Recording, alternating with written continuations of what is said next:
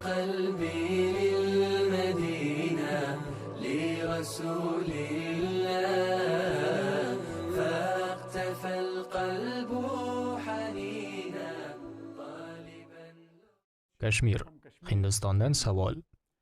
Juda ham mashhur bo'lgan PUBG nomli o'yin bo'lib, u butun dunyo bo'ylab tarqalmoqda. Bu o'yinga ko'pchilik mukkasidan ketib qolgan. Hamma har kuni uni o'ynaydi. Hamma har kuni uni o'ynar emish.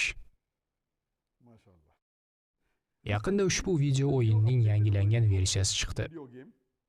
Va unda o'yinchi kuch to'plash uchun butga sig'inishi kerak. Bu o'yinni o'ynash shirik va harommi yoki butga sig'inadigan bu kabi o'yinlarni musulmonlar o'ynashlari mumkinmi?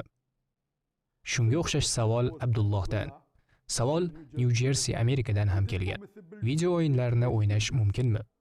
Avval ikkinchi savolga, keyin esa birinchi savolga javob beramiz. Video o'yinlari haqida gapiradigan bo'lsak, o'tgan davrda juda katta o'zgarishlar sodir bo'ldi. Esimda, o'smirlik paytimda, bundan taxminan 25 yillar oldin shunday video o'yin bo'lar edi. Unga pul to'lab ekrandagi mashinani bir necha daqiqa boshqarardik. 25 yil oldingi bunaqangi video o'yinlarda hech qanday monelik yo'q edi. Biz o'yinlarning fanati emasdik, shunchaki bir necha marta o'ynaganmiz. Kishiga biroz zavq bag'ishlaydigan bunday o'yinlarda menimcha hech qanday yomonlik yo'q. Lekin vaqt o'tishi bilan ko'ryapmizki, ko'p narsalar o'zgarmoqda. Video o'yinlar haqidagi hukmlarni o'qisak, bilamizki, baxtga qarshi juda ko'p o'yinlar haromdir. Sababi shuki, ko'plab o'yinlar islomdan man qilingan narsalardan tashkil topgan. Bir necha misollarni aytaman. Masalan, asosan odam o'ldirishdan iborat o'yinlar mavjud bo'lib, unda siz qancha ko'p odam o'ldirsangiz, shuncha ko'p ochko yig'asiz va g'olib bo'lish imkoniyatingiz ham ortadi. Qasddan begunoh odamni o'ldirish esa islomda ikkinchi gunoh kabira hisoblanadi. Yana shunday o'yinlar borki, unda jodugarlarga sig'inishadi. Bu esa islomdagi 3-gunoh kabiradir. Shunday bir o'yinlar borki, unda islomga ochiqchasiga hujum qilinadi. O'yinda agar siz Makkani portlatsangiz 2 ochko, Madinani portlatsangiz 3 ochko olasiz. Ayrim o'yinlarda esa musulmon davlat g'ayridin davlat bilan jang qiladi. Bunday o'yinlarda odatda musulmon davlat kuchsiz bo'lib, agar siz musulmon davlatni yengsangiz, o'yinni yutasiz. Bunaqa turdagi islomga qarshi ruhda bo'lgan o'yinlarni barchasi harom. Yana ayrim o'yinlarda behayo sahnalar bor. Asosan ko'plab avtopoygalarda yarim yalang'och kiyingan behayo qiliqlarni qiladigan qizlarni ko'rasiz. O'yinga e'tiborni oshirish uchun hattoki sport turlaridagi o'yinlarda ham yarim yalang'och holatlar bor. Shu bilan birga yana qimor o'ynaladigan, aroq ichiladigan o'yinlar bor. Xullas, bu o'yinlarning barchasi harom. Hatto siz haqiqatda ichmayotgan bo'lsangiz ham, o'yinda shunday qilishingiz bu o'yinni haromligini bildiradi. Bu yoshlarni islomdan uzoqlashtiradi. Afsuslar bo'lsinki, juda ko'plab musulmon ota-onalar o'zlari bunday o'yinlarni farzandlariga sotib olib berishadi. Ular bunga e'tiborsizlik qilib, bu shunchaki o'yin-ku, buni nimasi yomon deb o'ylashadi. Bolam haqiqatda ichmayapti, odam o'ldirmayapti-ku, bu shunchaki o'yin, buni nimasi yomon? Bunday ota-onalar aslida farzandlarini islomdan uzoqlashtirmoqdalar va ularning hayotlarini barbod qilyaptilar. Agar asl aybdorni topish kerak bo'lsa, bu ota-onalardir, bolalar emas. Hozirda ota-onalar bolalardan xoli qolmoqchi yoki jim qilishmoqchi bo'lishsa, bolaga telefon berishadi. Bola shunday telefon bilan band bo'ladi va ota-onalari xohlagan ishlarini qilishlari mumkin. 4 yoshli bolaga telefon berib, "Mening bolam telefonni boshqara oladi" deya xursand bo'lishadi. Aslida esa siz bolangizni buzyapsiz. Yosh bolaning telefonni ishlata olishini nimasi yaxshi? Katta bo'lib kerak bo'lganida osongina o'rganib olishi mumkin. Bolaga telefonni berib, ko'p harom bo'lgan o'yinlarni qo'yib berishni nima keragi bor? Agar bugungi o'yinlarni ko'piga qarasak, ularda musiqa bor. Musiqa esa islomda harom. Juda ko'plab o'yinlarni agar tahlil qilsangiz, 80 yoki 90% Men aniq tahlil qilmaganman, lekin bilvosita yoki bevosita harom amallarga olib boradi. Bunday o'yinlar albatta taqiqlanishi kerak va farzandingizni ham ulardan asrashingiz kerak. Birinchi savoldagi PUBG, ya'ni PUBG o'yiniga qaytadigan bo'lsak. Aslida PUBG so'zining ma'nosi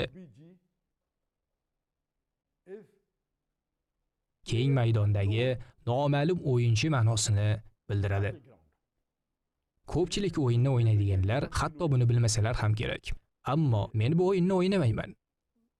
Oxirgi haftalarda bu haqida juda ko'plab muhokamalar bo'lgani uchun men bu o'yin haqida ma'lumot to'pladim. Bu o'yin bugun dunyodagi eng ommabop o'yinlardan biridir. O'yin 2017-yil mart oyida, ya'ni 3 yil oldin test rejimida ommaga namoyish qilingan. To'liq rejimda esa shu yil dekabr oyida taqdim qilingan. Ya'ni o'yin taxminan 2 yil oldin chiqqan. 2019-yilda esa o'yin eng ko'p sotilgan bo'lib, hozirgacha 60 milliondan ortiq marotaba sotilgan. Faqatgina mobil telefonlarning o'ziga 600 million martadan ortiq yuklab olingan. 600 million marta. Bu taxminan dunyoning 8% aholisi degani. Bu taxminan har 3 tadan bitta bola bu o'yinni o'ynaydi va har 3 tadan bitta bola bu o'yinni yuklab oladi deganidir. Bu o'yin asosan odam o'ldirishni o'z ichiga olgan bo'lib, qancha ko'p odam o'ldirsangiz, shuncha ko'p ochko yig'asiz va ma'lum vaqt ichida o'zingizni asrab qolishingiz kerak. O'yindagi tirik qolgan eng oxirgi o'yinchi bo'lsangiz, demak siz g'olibsiz. Bu o'yinni bir kishi yoki yuzlab kishi bo'lib o'ynash mumkin. Onlayn do'stlaringiz bilan hattoki 2 yoki 3 kishilik jamoa bo'lib o'ynashingiz mumkin. Agar jamoangiz tirik qolsa, siz g'olibsiz. Bunga o'xshagan ko'plab o'yinlar insonni islomdan uzoqlashtiradi, shuningdek, haromdir. Undan tashqari, agar namoz vaqti kirsa ham, bolalar o'yinni o'ynashda davom etishadi va namozni o'tkazib yuborishadi yoki namoz vaqtini taqab o'qishadi. Bularning bari insonni Allohdan uzoqlashtiradi. Bunday o'yinga bog'lanib qolish faqat musulmon bolalarni emas, g'ayridin bolalarga ham salbiy ta'sir ko'rsatadi. Shuningdek, yana shunday maxsus dasturlar borki, ular bolalarni PUBG ga bog'lanib qolish uchun ishlab chiqilgan. Savolda esa aynan PUBG ning oxirgi 2020-yil aprelda chiqqan versiyasi haqida so'ralmoqda. Bu yangi versiyada o'yinchi qurollarga ega bo'lib o'yinni davom etishi uchun butga sig'inish kerak. Bu esa shirk bo'lib, gunoh kabiralarning eng kattasidir. Odam o'ldirish ikkinchi gunoh kabira. Bunda gunoh 2 barobar kattalashmoqda. Albatta bu mutlaq haromdir. Odam o'ldirish, musiqa va behayo sahnalardan tashqari yana butga ham sig'inish bu haromdir. Albatta biz ota-onalar o'ta sinchkov bo'lishimiz kerak. Nafaqat PUBG ga, balki unga o'xshash boshqa o'yinlarga ham ruxsat bermasliklari kerak. Agar islom e'tiqodiga zid kelmasa, ba'zi o'yinlarga ruxsat berishimiz mumkin. Kam sonli bo'lsa ham, islom shariati ruxsat bergan o'yinlar mavjuddir. Eng yaxshisi, agar o'yin shariatga muvofiq ekanligiga butunlay ishonchingiz komil bo'lmasa, bunday o'yinlarni tark qiling. Men musulmon ota-onalardan bu borada bee'tibor bo'lmasliklarini va bunday o'yinlarni bolalarga o'ynatmasliklarini so'rab qolaman.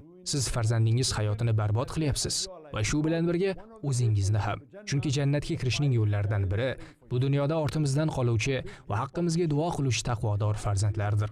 PUBG o'yinining hukmi mutlaq haromdir. Ayniqsa, butga sig'inish holati butunlay haromdir. Shu sabab men musulmon ota-onalar va bolalardan bu o'yindan uzoqlashishni va o'ynamaslikni so'rab qolaman.